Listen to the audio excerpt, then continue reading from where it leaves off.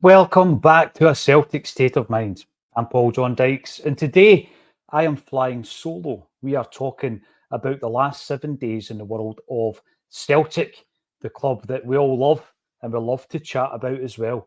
So today I was up at Celtic Park with Jerry Taylor, your normal Monday contributor, and Jerry had to obviously travel into Celtic Park, so he won't be home in time to join us for this live stream. However, what that means is that I get a chance to talk a wee bit more to you, guys and girls from all over the globe. What are the topics of discussion for today then? Let's go back 7 days. Let's go back. In fact, we'll go back to the game against Rangers at home, where we have won that match and put ourselves in pole position for the league championship. Let's have a wee chat about that. Let's have a look at the psychological aspect of Celtic having not lost a game against Rangers this week. We're going to be running live for an hour. As always, I want you to get involved in the comment section, and it will be more interactive today. Hi from sunny, happy Dublin. Jungle Lion, always an absolute pleasure. And you are very often the first guy on the comments. So I hope you had a great weekend and a great last 7 days. We moved ahead, didn't we, to Wednesday, Rugby Park. And how important has that result and that performance been? And also, what has it done in relation to the Adam Idah situation? What about your view on Adam Idah? Do we spend the money? Do we spend £5 or £6 million on the player? Bring him into the club permanently? Has he done enough? If not, what else could he have done? And if he does come in, what does that mean for the future of O? Is O going to be a Celtic player next season or not? Let us know in the comment section. It is all about the comments from you. I'm just getting news here actually from Hamilton Academical's Twitter page. The club are dreadfully sad to learn of the passing this morning of our former captain Jerry Collins, who was 69 years of age, a stalwart of our famous cup win at Ibrox and twice Division 1 league winner with the club. A full obituary will appear shortly. Our condolences are with his family and his friends. And I can only echo those views of Hamilton Accies, thoughts and prayers with everyone who knew Jerry. I had the great pleasure of speaking to him a few times and also met him on a couple of occasions as well. So, that's horrible news. I knew he wasn't well for a period of time. So there we go, Jerry Collins. Hopefully the friends and family at this moment in time are able to come to terms with that news. So we're talking about Wednesday night, going into that game on the back of a really poor record against Kilmarnock this season. And actually, when you look at Brendan Rodgers' record against Kilmarnock, and particularly at Rugby Park, it wasn't the best. But we managed to do it and do it with style. We wrapped up the league trophy. Fast forward a couple of days to Friday night, and A Celtic State of Mind went to Dunoon. I'm going to talk a wee bit more about that as well, because today is 35 years since wee Joe Miller scored the winning goal against Rangers. It prevented them from winning the treble. Was it a throw-in? Of course it was. And Joe won us the Scottish Cup, 1989. 35 years since that moment. And if Celtic can organise and arrange for Santa Claus to give us the league championship trophy and bless himself with it, I'm pretty sure we can arrange. In fact, we need to start a campaign today to arrange for Joe Miller to lead out the Celtic side at Hampden against Rangers this weekend for the Scottish Cup final. Because you know what? I'm all about looking back to look forward. And Joe Miller was an absolute hero of the centenary year. And then, of course, in 1989. And a few brilliant stories were told by Peter and Joe in Dunoon on Friday night. I'm going to share some of them with you as well. I won't share them all because I don't want to ruin any of the punchlines if you go and see these guys in the future. And hopefully you'll be coming to see them when they are appearing with A Celtic State of Mind. That took us up to Saturday. Saturday, a very emotional day. Emotional in that it was Joe Hart's last game at Celtic Park. Maybe in the future we will see him turning out for one of the Legends games. I hope we do. He's definitely taken this club to his heart. And I think the Celtic fans have really accepted him in our hearts as well. You've seen the scenes near the end of the game. Tell us all about your thoughts on Saturday, Joe Hart's finale. If you like the speech given by Joe, the speeches given by Callum McGregor and the gaffer, the tifo by the support, and of course the celebrations as well. What was your thoughts on the celebrations up at Merchant City? I've got my own take on that as well in relation to how these things are always reported when Celtic are involved, inaccurately or unfairly. And I think that's something that we need to take ownership of as well. That took us on to Sunday. Now, as you know, I was up at Celtic Park this morning doing my wander around Paradise. And as we're walking down the Celtic way to finish up, I noticed that one of the banners on the lampposts was indeed Patsy Gallagher. Didn't realise he had played so many games for Celtic, almost 500 appearances. He scored 192 goals. And he is one of those players of absolute folklore, isn't he? He was one of the guys that I remember hearing about on the Celtic centenary video with that incredible goal where he does the somersault, obviously not filmed at the time, but it was recreated, wasn't it, in cartoon form, and it showed you that on the centenary video. So Patsy Gallagher was a name synonymous with the club. We then obviously had his grandson Kevin scoring against us in the Scottish Cup final against Dundee United in 1988, and then Kevin's daughter Amy scoring that historic goal for the women's team that clinched a league double. So the men's and the women's team are champions of Scotland. We'll be talking about all of that. And then we'll be looking forward to the Scottish Cup final this weekend. Barry Sullivan, this is your chance, more a chance than ever, to get in on the comment section, because it's me.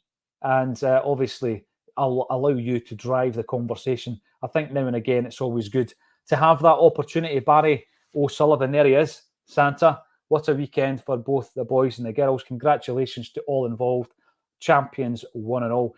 What I liked about it was the surprise element. I know that Jerry and JP had both stated, separately, that we should get Santa back if we win the league. And here he is, walking onto the park on your avatar. And even Paul Cudahy and Simon Donnelly were surprised that Santa was there. It was great, because I think what we've said in the past is, the humour of the Celtic fans, I think, is unrivalled. That's why the fanzines were so good back in the day, because we were okay and we were fine and comfortable with laughing at ourselves. And I think it's a skill and it's something you've got to do. And it's been a tough old season. So we had a right good giggle at the fact that Santa Claus had been booed earlier in the campaign when we weren't doing so well. He came back. All is forgiven for the big man. And hopefully he will be welcomed back. Santa is definitely a Tim, says Myra Fleming on the YouTube. Absolutely. Setting the standards as usual, Mark Anthony Smith. Yeah, we are both in the men's and the women's game. And I think that what we need to do, we focus a lot on how we need to strengthen Brendan's team and his squad and how we're going to move forward.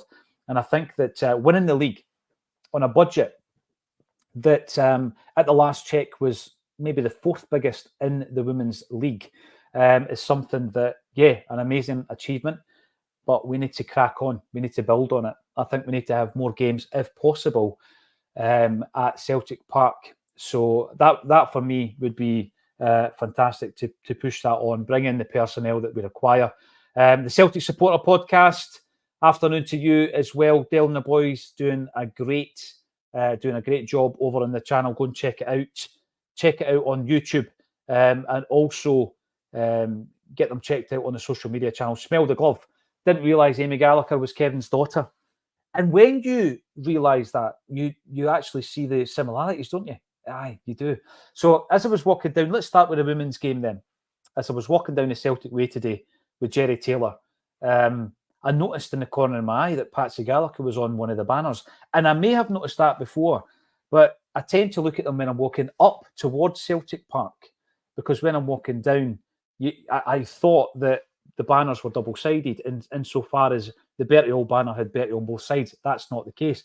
The Bertie Auld banner has got Patsy Gallagher on the other side. Legendary in terms of the Celtic history, a player, as I say, who is part of the club's folklore.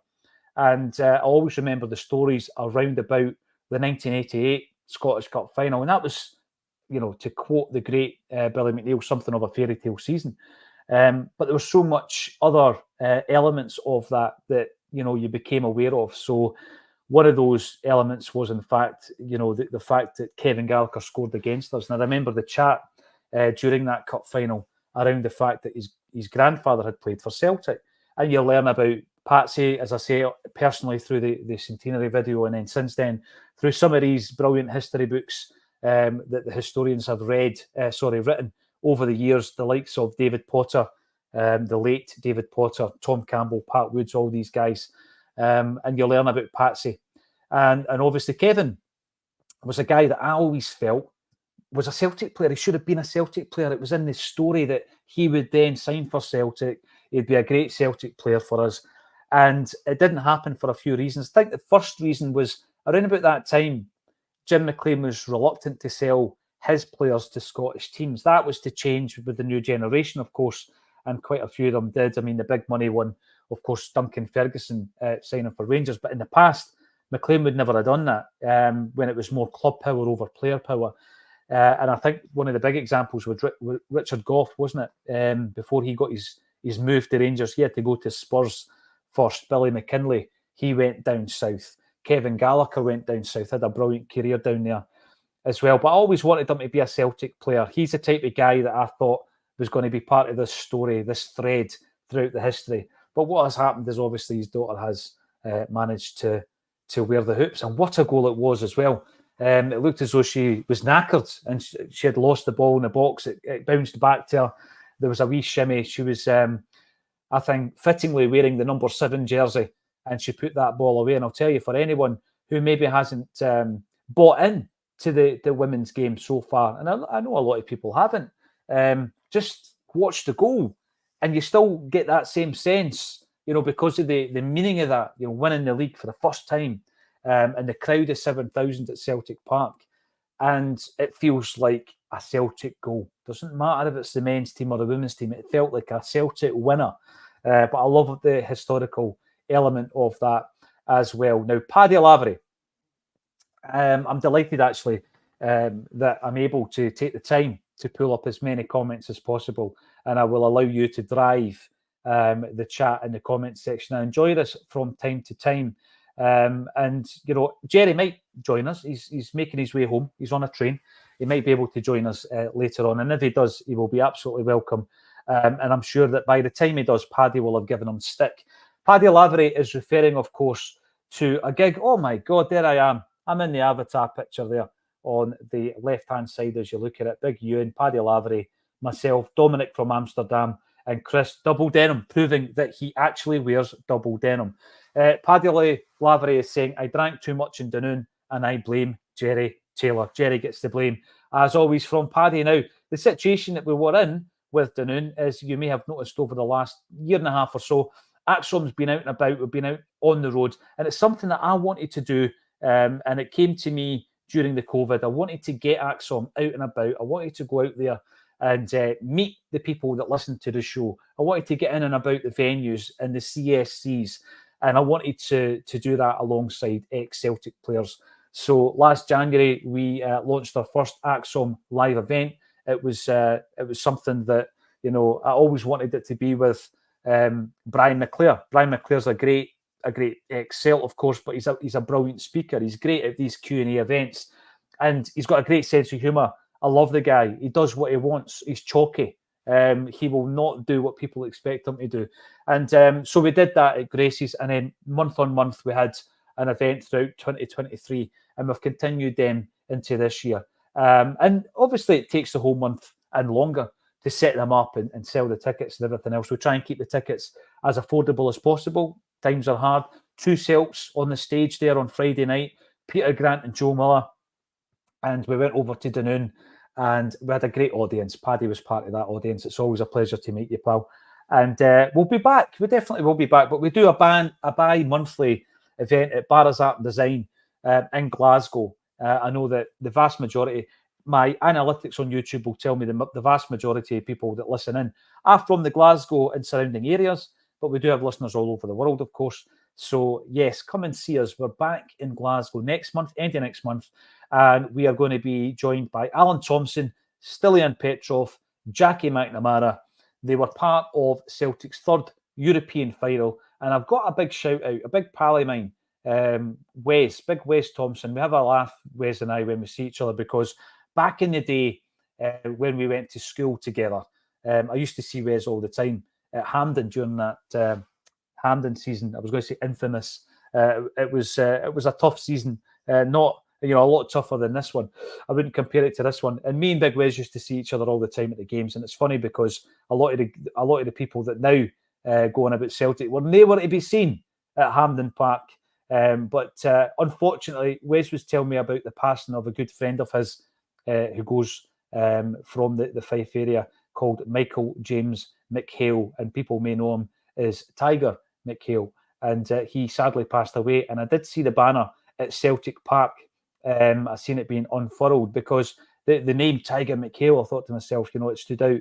So he's passed away, and his service is this morning. So again, thoughts and prayers with everybody who knew and loved Tiger as well. And with regards to that, one thing I would say, and I think that, there's definitely a book, there's maybe a documentary in this. The banner went up in the section against Hearts. So I'm having a wee look here actually at the banner.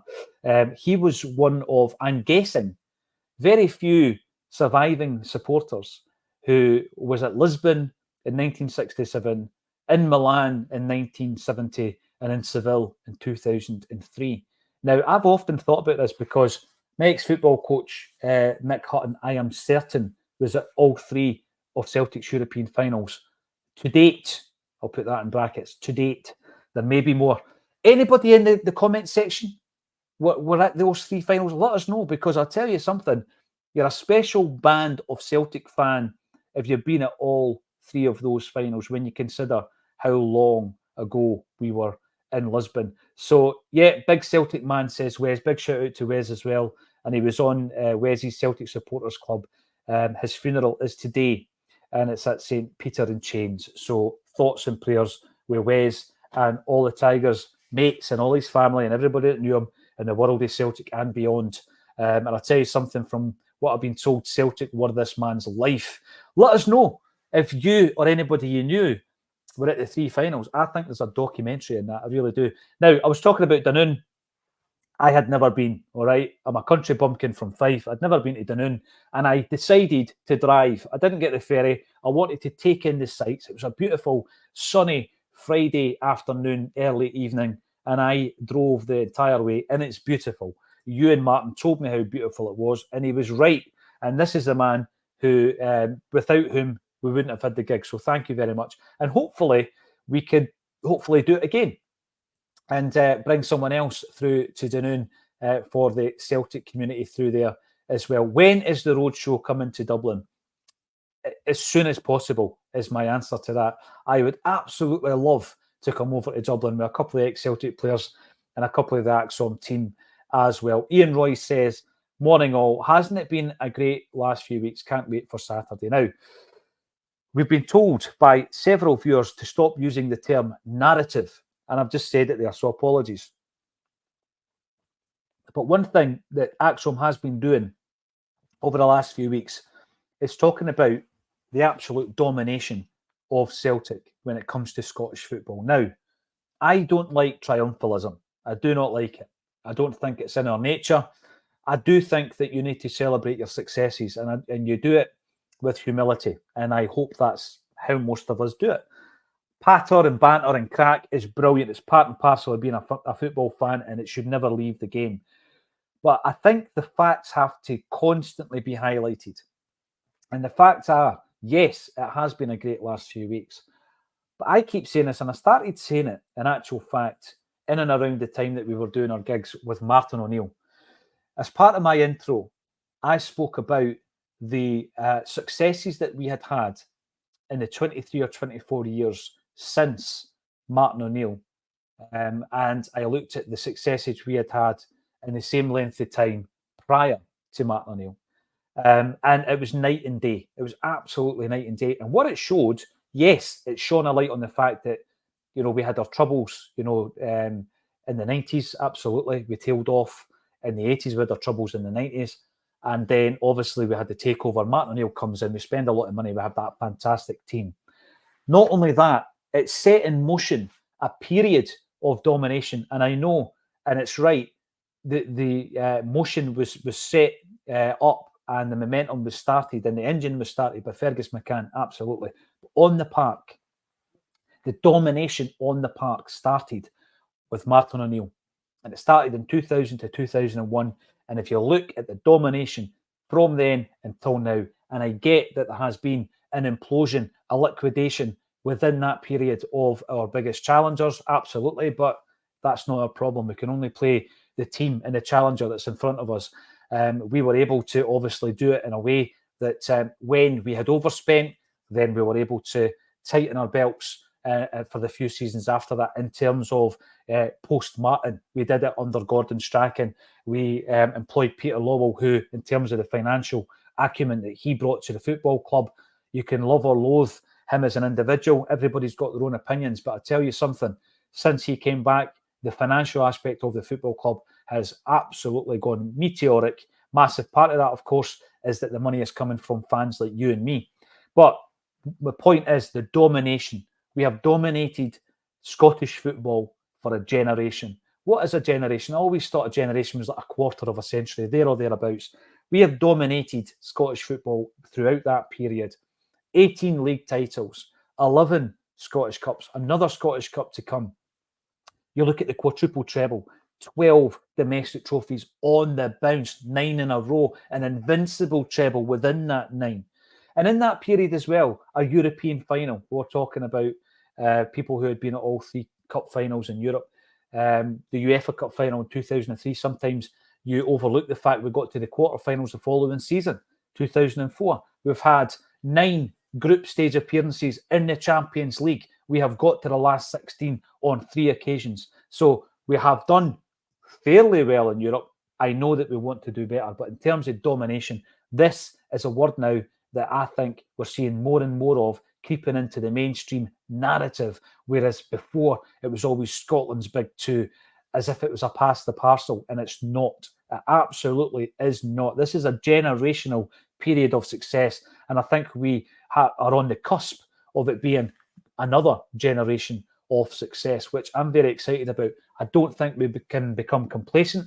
I think this season showed what can happen if you become complacent. COVID, slightly different because there were other aspects to that campaign that were out with our control. This season, I think we got complacent. We got complacent with our recruitment.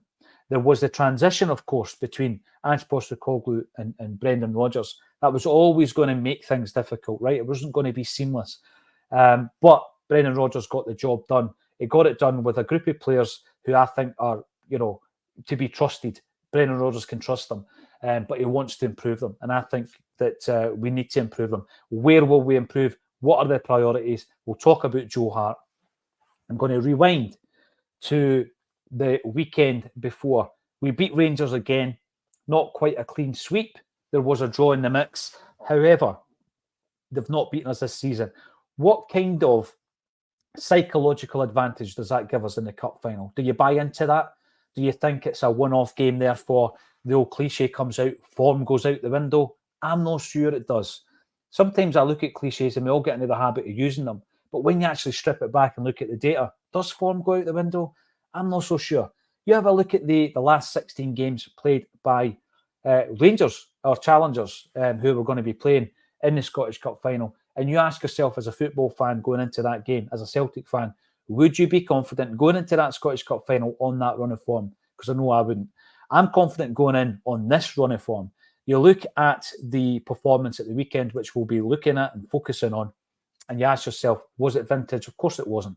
But we were under strength and we won the game. And you look at some of those players, and I'm going to ask you the question, from the summer transfers, some of the guys got a game and they got a start, which is unusual for them. Which of the summer transfers will Brendan Rodgers be able to salvage? I want you to tell me in the comment section. Let's spark up a discussion. Let's talk about it. I'm going to tell you what I think. I'm going to go into the transfers right now, run through them and tell you who I think is going to make an impression and who can be salvaged. I made the point before that we sold Jota for 25 million quid. It's a situation that we were in that Jota, I'm pretty sure, would not have wanted to refuse the kind of money that was on offer, even though it's completely derailed the progress of his career. Celtic as a football club, £25 million, simply because of where we play our football, it's a very difficult offer to refuse. By the way, if we get a £25 million offer for Matt O'Reilly this summer, I would refuse it, especially when you see the amount of teams and the stature of the teams, or the richness, the financial wealth of the teams who are interested in Matt O'Reilly, undoubtedly our star player. But the argument I've made time and time again is you get 25 million quid in for Jota, and how do you spend it? Right. Now, Tomoki Iwata appears on the summer transfer list because we made his move permanent. Doesn't feel like a summer transfer for Iwata, does it? I mean, when I think of Daisen Maeda, I don't think of him coming in that January alongside Hatate and Ideguchi. I almost forgot his name. Such was his lack of impact. Yusuke Ideguchi. The three of them came in together, and I always think that's when Maeda came in. Maeda only came in on loan, as you know, and the move was made permanent the following summer. So the same thing happened with Tomoki Iwata. So I'm not going to gauge his progress because obviously he had been at the club for a period of time before then. So here we go. Who can we salvage from this summer transfers? Iwata is already regarded as a full-time first-team member within that, probably that group of 15 or 16, trusted by Brendan Rodgers. Not always a starter, of course, but a very, very good backup. And I think that's what he's going to remain. Odin Holm came in from Vålerenga, a club in Norway that had previously been managed by Ronny Deila. And it would be interesting. I can't actually find it online, but Odin Holm and Deila's time did cross over. And I wonder sometimes if Deila gave Odin Holm his debut for Vålerenga. Of course, Deila is one of those star spotters. He's a guy that can produce and develop young footballers. He's done it so often. But here's the thing. We bought Odin Holm 19 years of age, and we bought him for £2.5 million. So it's not as if we've just brought him in and it's kind of like, £1 million or an undisclosed nominal fee. Later on, we paid 2.8 for Kuhn. So £2.5 million for Odin Holm. Can we turn him into a salvageable asset? That's the question. He came in, I think, early in the season under Brendan Rodgers, got a bit of game time, fell away to the point where the scenario that I was watching at the weekend, he didn't even go up and hold aloft the trophy. And I don't think it was disrespectful. I think it was the other side of that. Some players feel as though they've not contributed enough to the success that they are celebrating. So it's the opposite of being John Terry. There's a bit of humility there, and he's thinking, I can't lift this trophy because I've only played X amount of games. Fair play if that's the way. But to be honest with you, the fans, and I'm sure your teammates would have enjoyed you getting involved with it. So Holm, can he be salvaged? He's one guy that, due to his age, I'm not writing him off, but I do think that this season you loan him out. You loan him out for the entirety of the season. And if you can loan him out to a Scottish club, now I know this suggestion also divides opinion. Loan him out to a Scottish club. Get him up to speed with regards to the physical elements of the Scottish game, the types of opponents that we face, the types of venues that we play at in terms of their parks, their quality or otherwise, then I think that would be a good move for him. We did that, of course, with another incoming player in Kwon. He went over to St Mirren, played a few games, did pretty well. Some other people say to me that, that's not worth doing unless the team you go to have got a similar style and a similar philosophy, so that when you come back to Celtic, you can kind of click into place. I would definitely look at the success rate. I would look at Liam Scales at Aberdeen, Ryan Christie at Aberdeen, and the third one would be Chris Idah at Kilmarnock. And I would look at those three players and say, look how those three players progressed, having had a good stint, a good loan deal in the Scottish Premiership. I think we need to do that with Holm. Marco Tilio, I was absolutely delighted that Jared was able to join us at the weekend for the game. Jared, of course, is the host of Celts Down Under. Check them out on the socials and on the YouTube channel. And he has got more knowledge because he's watched Marco Tilio in the Australian League. He's got more knowledge of the player. This is a player who was identified during Ange Postecoglou's time. The move, according to the player, had been touted to him 2 years before he arrived in Scotland, and it didn't work out. 2 cameo appearances, substitute appearances for the club, and he's sent back on loan to Australia. Is he a player that can be salvaged? We paid £1.5 million for him. Jared tells us that there are off-field issues and reasons for him going back to Australia. Is it going to be a situation where he's been unable to transfer his skills and his abilities to the Scottish game? I hope it's not a scenario like that, but I've not seen enough of him in a Celtic jersey to suggest he's going to be a success. If you can get your money back on him and he goes back to Australia, fine. Otherwise, I think you loan him out very much like home, and you try and test whether or not he's a player that's going to make it at Celtic. The next one is quite interesting for me. In Yang, the winger, £2.1 million we paid for him. And I think that he has shown elements of his game that are good. He's got qualities in his game, technically, that would suggest that he could be a success. Whether or not he can do that at Celtic, whether or not he has the winning mentality and the consistency, I'm not so sure. And I think that, looking at Yang and O after the celebrations, and I know O's been at the club longer, I wouldn't lose too much sleep if both players were to leave. You might think that's harsh, but I don't think they've made the impact that you would need for us to progress, to continue with the domestic domination I've already mentioned, and also to progress in Europe. So I'm going to be pretty brutal and harsh and say Yang leaves, and I think his countryman leaves alongside him. Kwon showed some talent at St Mirren. I don't think he's going to be somebody that's going to break into the Celtic first team, and I would move him on as well. And I'm being pretty brutal. I totally get it, but so far, I would put Odin Holm out on loan. Tilio, Yang, and Kwon can leave. If, for example, Tilio goes out on loan because it looks as though he can overcome his issues on and off the park and come back to Scotland, fair enough. But if not, make it permanent. Mike Nawrocki started the game unusually at the weekend, and he did all right. He did absolutely fine. I think that he's got a decent enough passing range. I know that people have mentioned the fact that sometimes he makes last-ditch tackles because he's been slow to react, or indeed he's lost the ball himself. There was a last-ditch tackle that I thought was excellent at the weekend. I'm not willing to write him off yet. £4.3 million investment. I'm not willing to write him off just yet. So I think he is salvageable. He's the first one on the list that I think can be salvaged. Gustav Lagerbielke, the lesser seen Swedish international centre-half, signed for a pretty £3 million in the summer. He doesn't have a future at Celtic, does he? He absolutely doesn't. I mean, he was on his way out in January. He was going to Serie A, and then Carter Vickers got injured, you'll remember, and the deal was called off. He was going to go out there on loan to get some game time. He's not going to break into this team under Brendan Rodgers. I think his future lies elsewhere. Lewis Palmer, something of an enigma is Palmer. Absolutely has the talent. And I think that you saw at the weekend there, the delivery is there. The corner kicks, he was causing havoc with his corners. And he definitely has the technical ability. This all comes down to the other factors that will make or break a player's career at Celtic. And those other factors can't be bought. Can they be taught? I think they can. But the player has to be willing to take that management and that man management from the coach. Lewis Palmer, he is good enough. He's not consistent enough.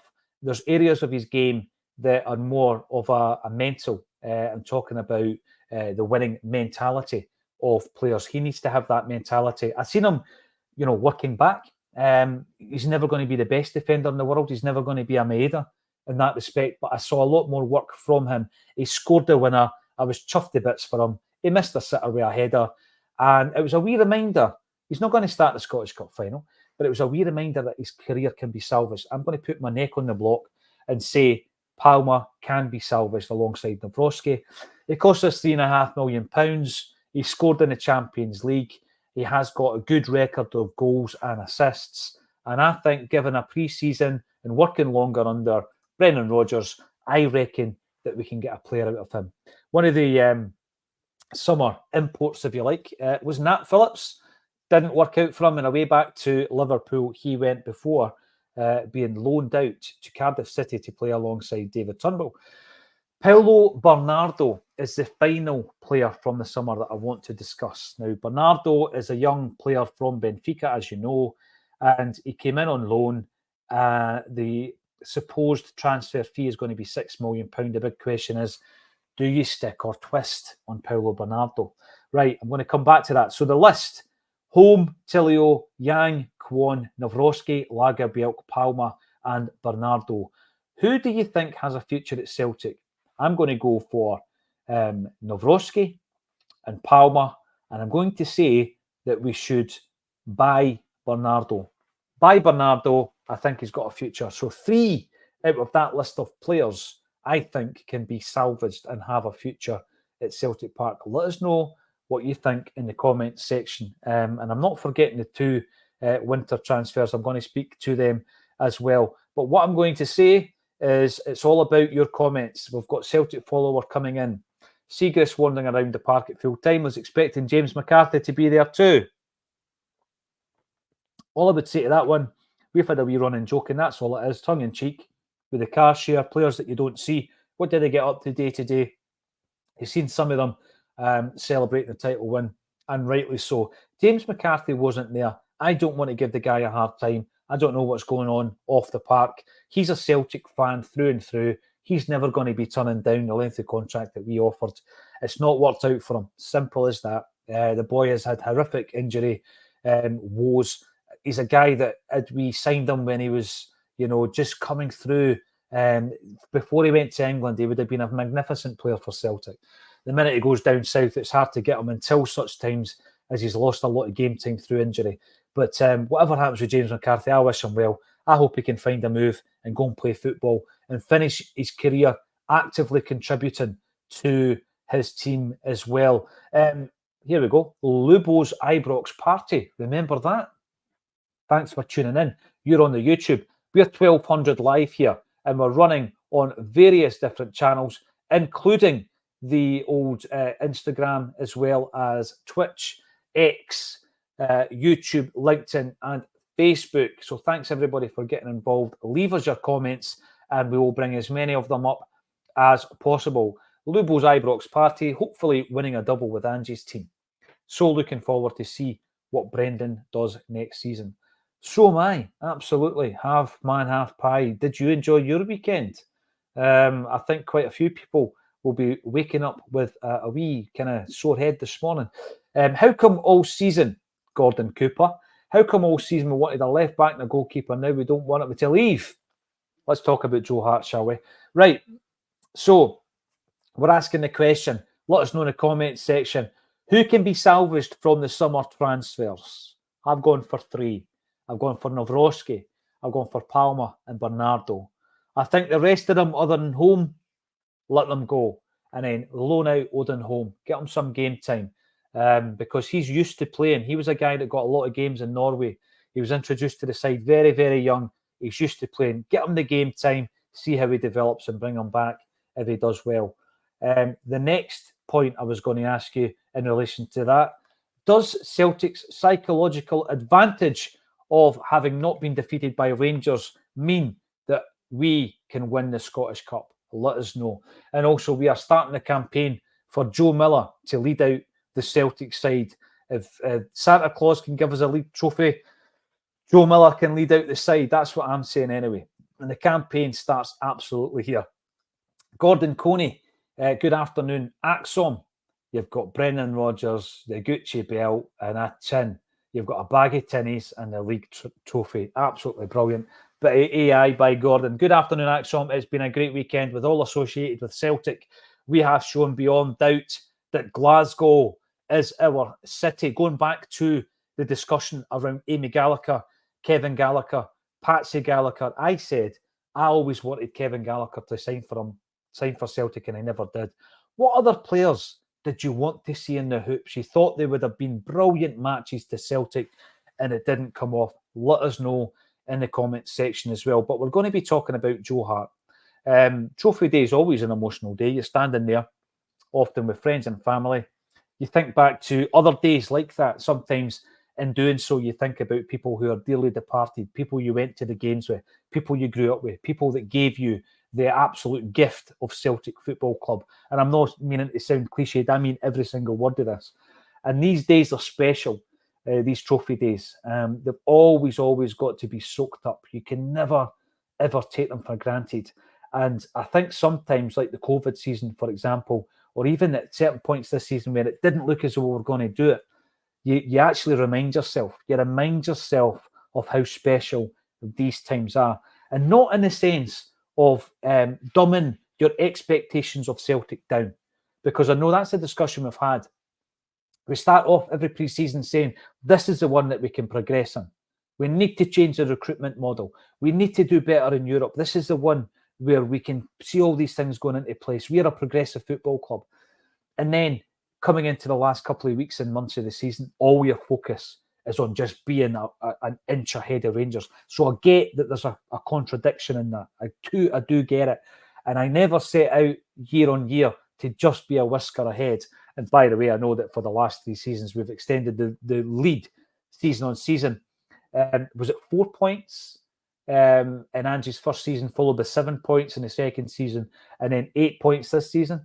So I think that we're getting further and further and further away.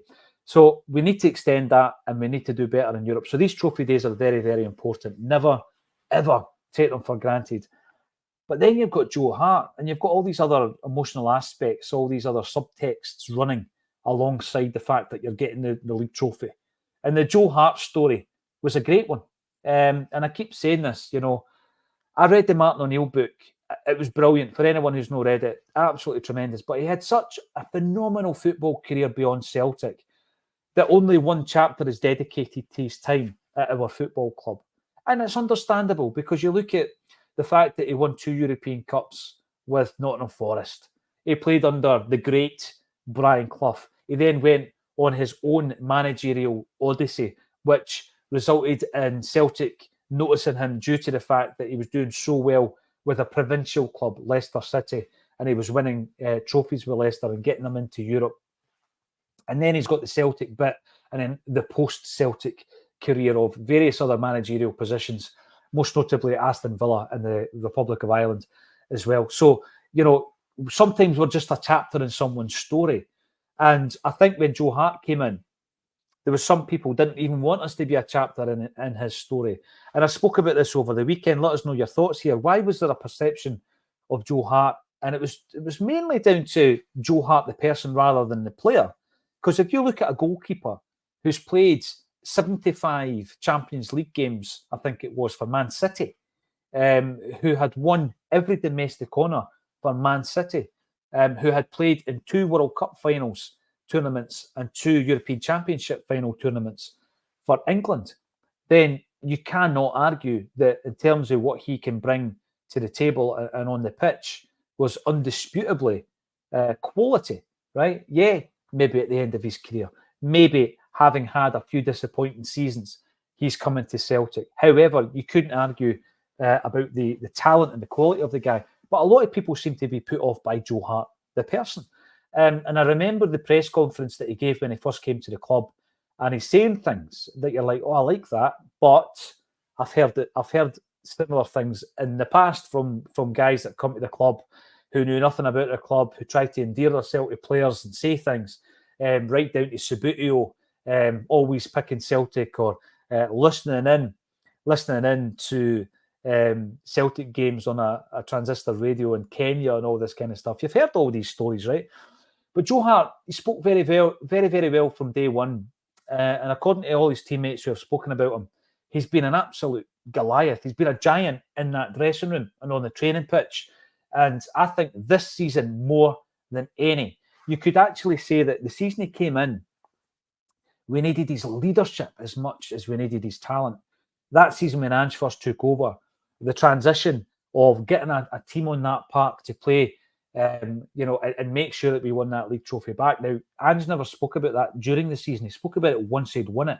We had to win that league. We could not allow Rangers to win 2 in a row, and we did win the league. And I think Joe Hart's leadership quality was absolute paramount during that first season and then during the season that we're just about to finish, because I think that it's been so difficult in both campaigns for 2 different reasons, that we needed leaders, and you needed leaders beyond your captain. You needed a number of leaders on that pitch, and I think Joe Hart was that leader. I've not heard Liam Scales talking about Joe Hart, but I bet you that he's been a massive influence on the resurrection of Liam Scales' Celtic career, the resurgence of Liam Scales' football career. And I'm pretty sure that guys at Scalesy will talk about Joe Hart up here, and they'll really look at his leadership quality and his influence and his inspiration. So he was given the loudspeaker, wasn't he? He was the capo of the Green Brigade. There was a coming together moment, I feel, that someone from the Green Brigade was able and allowed to go on the pitch and give Joe Hart the loudspeaker. And what I mean by that is because of the instances this season where the Green Brigade weren't even allowed in the stadium. And, we're getting the trophy and they're allowed on the park to give Big Joe the loudspeaker. And, he got them singing and everything else. And he's no your archetypal badge kisser who's here one day and gone the next. He's not a grifter. He's a guy that's really taken Celtic to his heart. And I think, we feel the same about him. And if there is to be a book, and we're only one chapter, I'll tell you something, what a chapter it's going to be that he's written. So absolutely. Les Watts comes in to say, the older I get, the more I'm enjoying piling up the trophies. This is becoming a really great habit. Listen, I know that I've been called a Celtic da and all that kind of stuff. I get it. Where you hark back, I guess, to, the 90s and all that kind of stuff. That was just my reference point. That's all it is. I'd have much rather been winning the league, to be honest with you. I remember the centenary season and thinking this is the way it is, going to the games. That was my first season going to Celtic Park and thinking, this is what it's like. And very quickly realising, no, actually, it's not like that at all. So, yeah, I always absolutely enjoy and soak up every single moment of every success, Les. Just like you're saying, maybe it's an age thing as well. As I'm getting older, I don't take any of it for granted. And it's not just about counting the trophies. It's not about that. It's about creating a legacy. And then that legacy is passed on to the next generation of Celtic players and management and all that kind of stuff, and setting standards. Because if you can imagine, what the Lions did, what Jock Stein and the Lions did, they made Celtic, I know we only won it once, but they made Celtic a European superpower. And I say this all the time. If you look at the 12 seasons, right, starting off from our Cup Winners' Cup semi-final defeat at the hands of MTK Budapest in 1964, and you take it from there right up until 1976, right? In those 12 campaigns, we reached at least the quarter-final of a European trophy 9 times. So, yeah, we won it once in 1967. We got to the final in 1970. We got to the semi-final in 72 and 74. But we were progressing season after season after season. There was only a few where we didn't do the business and we were knocked out in the early rounds. One of them famously being when we were the holders. We got knocked out in the first round. But what Jock Stein and what that team did is they set a standard. And it was a standard that what came after that, the generation that came after that, they were working towards Lisbon Lions standard. Now, we had, Peter Grant and Joe Miller. As I said before, we had them through in Dunoon. It was a fantastic night. And what the both of them said was, you had Billy McNeil, Caesar, the manager. You had Bobby Lennox running the reserve team. And you also had other Lisbon Lions in and around the park at times. You had the coach of the Lisbon Lions, Neely Mockin, who by that time was a kit man. You had Jimmy Johnston, who came and joined Bobby Lennox in the reserves and often trained with the first team. So you had the Lions and the influence of the Lions still there. They were the standard setters. And even by the time we got to the centenary year, they were still looking to the Lions. Now, we'll always look up to the Lions, but generationally, I think that the standard has now been set by Martin O'Neill's team. And that standard has continued for the last 24 years. And we've had an incredible amount of success, and it's about trying to continue to build on that as well. Now, Paddy, sorry to indulge. Please indulge me about Dunoon. It was just a great night. You and Boy Martin was right about the place. Dunoon, it is something special, and I would definitely go back. Also, if you are part of a venue, a CSC, you want Acsom to come along with a couple of players, just get in touch. We'll make it happen. Hail to you as well, Joseph McGonigal. Great to see you. Tony Cassidy made the trip, as he often does on Friday night. And afternoon fellow Hoops, says Robert Arbuckle. Cup final week, always exciting. My ball says the Young at Hart final. Yeah, that would be cool. It was suggested by Ian Conroy that the Bluebells played on Trophy Day, Young at Hart, because it was the last time he would be playing senior football at Celtic Park. Now, it does beg the question, who do we replace him with? Who do we replace him with when he leaves? Because it's going to leave a massive void, not just in terms of the talent that was spoken about, but also the influence of that goalkeeper. Danny Boy, this is true, and this is a story that I was unaware of until I was writing the Quality Street Gang, Danny. And I was with Danny McGrain at the time, just to drop a name in there. And he told me that on a Tuesday and a Thursday, all the boys would go up to Celtic Park and train. And Graham Souness, no, actually, Danny McGrain couldn't remember it. Graham Souness would train on a Tuesday and a Thursday with a group of guys that became known as the Quality Street Kids. People like John Gorman and Lou McCarry and Kenny Dalglish and George Conley and Davy Hay were a wee bit older, so they had kind of progressed at that stage, and they were more part of the first team. But Graham Souness was there, and he did train with Celtic at Barrowfield with that group of players. And the first person that told me about it was Billy Murdoch. Now, Billy Murdoch is Bobby Murdoch's wee brother, and he played with Celtic, and they had another wee brother who played in the third team at Celtic. There you go. Billy Murdoch went on to have a good senior career. He had been, prior to signing for Celtic, on the verge of signing for Arsenal. Then he broke his leg, signs for Celtic. He went on that famous 1968 trip to Casal Monferrato in Italy. And that was the beginnings of the Quality Street Kids. That was the team that Vic Davidson and Kenny Dalglish couldn't get in. They couldn't get in the team. They were on the trip. And yes, Graham Souness did train with Celtic, 100% true. And the person that verified it after Billy told me, I always like to get two people to verify a story, was indeed Kenny Dalglish.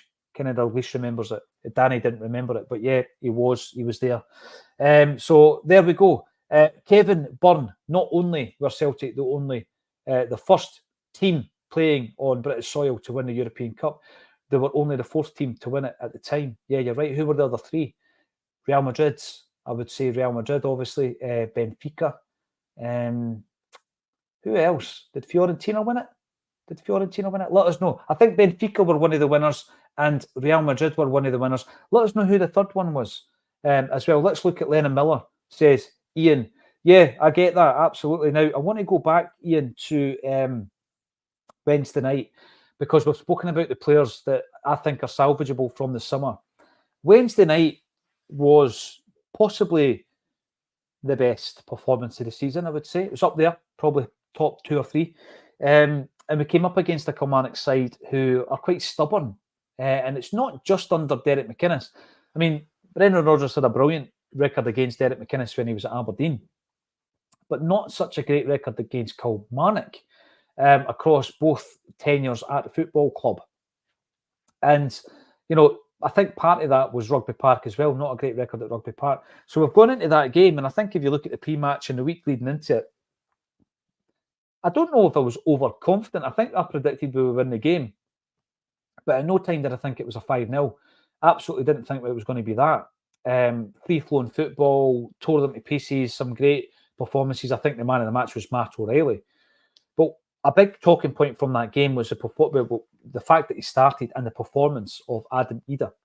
And it does beg the question, Idah's parent club, Norwich, of course, not getting promoted into the Premiership and sacking their manager. I think it throws the plans up in the air a little bit because the new manager might come in and say, I want to have a look at all the players myself.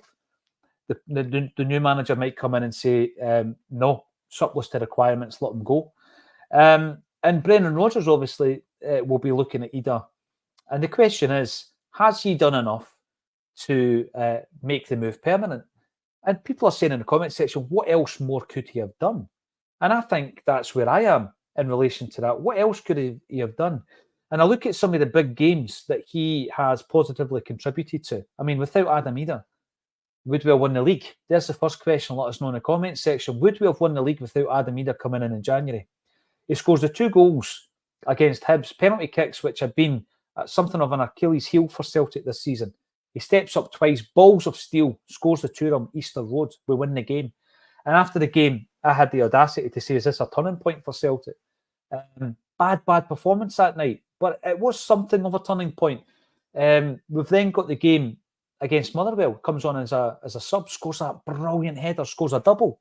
So you've got the Motherwell brace, you've got the double against Hibs, you've got the goal against Rangers at Ibrox. Should have been the winner, but you know what? We get the draw, keeps that momentum flowing. Steps up against Aberdeen. I know it was in the penalty shootout, but again, he's got the bottle to do it, even though he was injured at the time. And then, of course, he comes on as a starter against Kilmarnock, and I think he was absolutely excellent. He scores a goal. He holds the play up differently. He's not playing off the shoulder of the last man like Kyogo. He's more often picking the ball up, holding it up, turning, using his body strength and finding a winger, then following the play into the box and hopefully getting to the end of the cross. Some elements of his game are similar to Giakoumakis, not all. I don't think he's got a phenomenal first touch. You know, it was a good job that Giakoumakis would score normally with his first touch, because when he tried to control it, it didn't always work. And I guess, as well as what's happening at Norwich, you ask yourself the question about £5-6 million. And we've almost been conditioned over the last few years as Celtic fans to think that £5 or £6 million is a lot of money. It is for you and I, but for a football club who are looking to progress in Europe, £5 or £6 million is not a great deal of cash. And I think that for Bernardo and for Idah, we buy both players. Now, I don't think they're going to make the same kind of level of impact that Carter Vickers and Jota made. The reason I'm bringing that up is we bought the 2 of them for a similar fee, but it was 2 years ago. You know, so the fee that we're paying now, although it's £6 million there or thereabouts, it's a lesser fee now, isn't it? 2 years later. So I think that we buy both players. That's the point that I'm making. And the question mark around salvaging a player is more around Kuhn from January for me. And I'm not sure that that Kuhn has made the impact that we would have liked. I think came into the side, we've since heard that there was issues with his fitness, and he had to get up to match sharpness, he had to lose a bit of weight, that kind of thing. No, he had to put on a bit of weight, he'd lost a bit. And he seemed for a few games as though he'd got that. And then alongside the re-emergence of Jamesy Forrest coming in, you know, if everybody's fit, Kuhn doesn't play at the moment. I think James Forrest plays. So I'm unsure, but I don't want to write him off, because I think it's important for the January recruits to get a pre-season under their belts, under Brendan Rodgers, get a few more quality players around them in the summer, and then we'll see the true value of the player. Now, Danny Boy, yeah, I get why you're bringing up French Eddie. Odsonne Edouard, he does have it all. Doesn't work hard enough, in your opinion, Danny. If he did, he'd be a superstar. I think it's his style of play. You know, you look at Edouard, you can compare him to Dembele. They're just different types of player. I remember Van Hooijdonk was questioned when he was at Celtic why he didn't do a lot of the work off the ball. And I remember his response, why use my energy off the ball? I need the energy when I get the ball in the box. I get it. You know, he's got that language style about him. I tell you something, if a deal could be done, I'd have him back. I don't think we could, in terms of the wages, you know, the transfer fee we could maybe make happen. But the wages, Martin Davey said 5 years ago to go and sign Joe Hart. There's certain players who we can bring in who, I'm not going to say they're damaged goods, but they're maybe what we would probably describe as on their uppers. They're guys that have got brilliant careers behind them, but for one reason or another, they're not at the absolute peak of their powers. And if something like that happens and it presents itself to you, I don't have an issue with bringing in a ready-made player. I think different players, of course, different positions, but Moy coming in for that one season, you knew exactly what you were getting for that one season. Joe Hart comes in. and he gives us 3 brilliant campaigns, hopefully double, treble, double, in terms of a personal trophy haul for him as well. And I'm pretty sure that he will talk about Celtic in glowing terms forevermore. Donald Matheson asked the question about players that you always wanted to sign for Celtic. Donald's got a couple. He would have liked to have seen James McFadden and Pat Nevin, and of course Kevin Gallagher, who I mentioned. Listen, don't forget how good a player Pat Nevin was, Donald. I agree with you. I know that a lot of Celtic fans would say we would never have seen him in a Celtic jersey, but you're talking maybe about the Pat Nevin, the pundit, perhaps, that you may not like as much. But as a player, absolutely, I would have loved to have seen Nevin in the hoops. And there was so many occasions. If you read his book, the first volume, Accidental Footballer, he talks about the amount of times that he could have signed and should have signed. And James McFadden, there was a few occasions as well. And I do remember even when he was meant to be playing in one of these bounce games, I think it might have been a Tommy Burns game, he didn't play. Ivan De La Pena, not only were we linked with him, Patrick, we got him over and he played 2 trial games against Livingston and Dundee. And I've got some great images of that. I'll share them on the Twitter. I've shared them before, Patrick. And they played those bounce games with a Portuguese lad called Danny. And Danny was an absolute superstar. And believe it or not, the games that he played for Celtic on trial as a trialist were the last games of football he ever played. I'm talking about Danny, not De La Pena. De La Pena went on to be a real success in Spain again. But Danny quit the game. And he was only 26 at the time. He was an absolute phenomenal talent. It was really a real shame that he quit the game. I am obviously running this solo today. It's been an hour. I could go on for another hour. This is what I do. I remember setting up a Celtic State of Mind during the COVID campaign and saying, I'm just going to go for an hour every single day. And people say to me, how can you talk about Celtic for an hour? Well, I would do it anyway. So I'd be as well talking to you guys about it than my missus, because she might have switched off before now. You guys have not. Thank you. 1,300 of you on this Monday afternoon. We'll have our usual panels between Tuesday and Friday. And of course, Scottish Cup week, we'll be talking about starting 11s, predicted scores, all this kind of things. Can we get behind Joe Miller leading the team out against Rangers? He was the treble buster back in '89, 35 years ago. I'd love to see the wee man leading us out. Thanks, everybody, for getting involved. I want you all to come along and see us with Alan Thompson, Stan Petrov and Jackie McNamara. 3 players. We're trying to keep the prices down as low as possible to make it happen. £25 a ticket. It's the 27th of June. It's a phenomenal venue. And we've got Paul Sheridan from the Wakes, who is going to be providing live music in the intervals as well. You will be able to hear The Glory and the Dream live from the man who performed it for a Celtic State of Mind and St Mary's. Thanks, everybody, for getting involved. I'll be back on tonight around 6 o'clock with Jerry Taylor on A Wander Around Paradise. Come back and join us. Give us a thumbs up. Subscribe to the channel and join me again tomorrow at 12:30 for A Celtic State of Mind.